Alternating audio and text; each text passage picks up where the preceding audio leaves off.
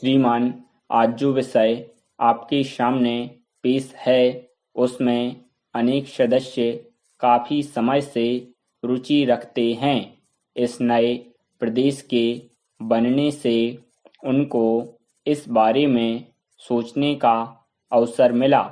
इसी बीच प्रदेशों के पुनर्गठन के लिए एक कमीशन बनाया गया और उसके बनने के कारण से जिन क्षेत्रों में यह मर्ज पहले से नहीं था और ऐसी भावना नहीं थी कि हम अलग हों या इससे अलग होकर दूसरे प्रदेश से मिलना है, वहाँ के लोगों ने भी इस ओर सोचना शुरू किया।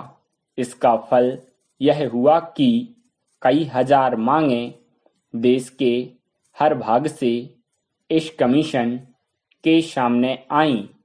इस संबंध में मेरा कहना यह है कि छोटे राज्यों की मांग को स्वीकार करते समय सरकार को पूरी सावधानी बरतनी चाहिए।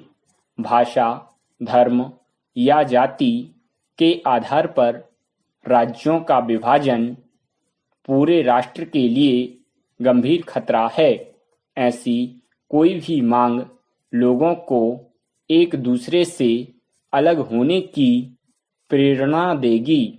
अतः हमें ऐसे मामलों पर पूरी सावधानी बरतनी चाहिए और विभाजन की मांगों को अधिक महत्व नहीं देना चाहिए। पैरा, अभी हमारे किसी सदस्य ने यहाँ पर कहा कि हमारे होम मिनिस्टर जहाँ भी गए हैं उन्होंने इस कमीशन का उल्लेख किया है। उनका ऐसा कहना ठीक है तथा इसमें कोई हर्ज भी नहीं है। मुझे कमीशन के कार्य से पूरी तसल्ली है। वह अपने फर्ज को पूरी मुस्तैदी के साथ पूरा कर रहा है, लेकिन जनता यह समझ ले कि सिर्फ मांग करने से ही काम चल जाएगा, यह एक बेकार चीज होगी। मुझे याद है कि सन 1952 में इस सदन में एक बहस हुई थी जिसमें होम मिनिस्टर ने कहा था कि जम्मू और कश्मीर का इस देश के साथ एकीकरण होने से इसे काफी हानि होगी, क्योंकि सीमा कर से उसे जो आय हो रही है वह एकीकरण के बाद रुक जाएगी। अच्छा तो यह होता कि इस बारे में सरकार की तरफ से एक रिपोर्ट सदन के सामने पेश की जाती ताकि सदस्य उसके आधार पर अपने विचार सदन के सामने रखते।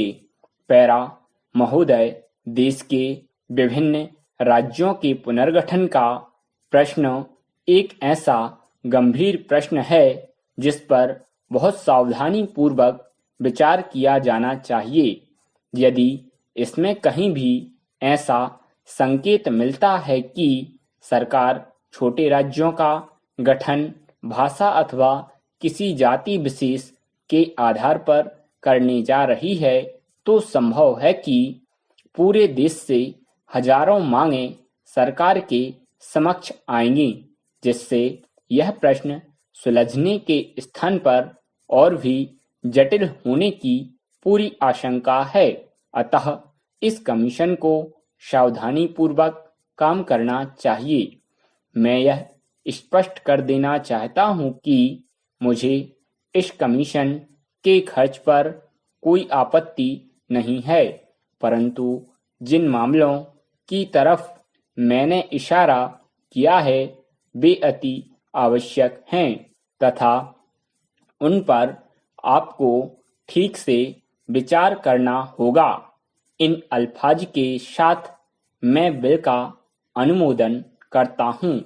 मैं आभारी हूं कि आपने मुझे इस बिल पर अपने विचार प्रस्तुत करने का अवसर दिया।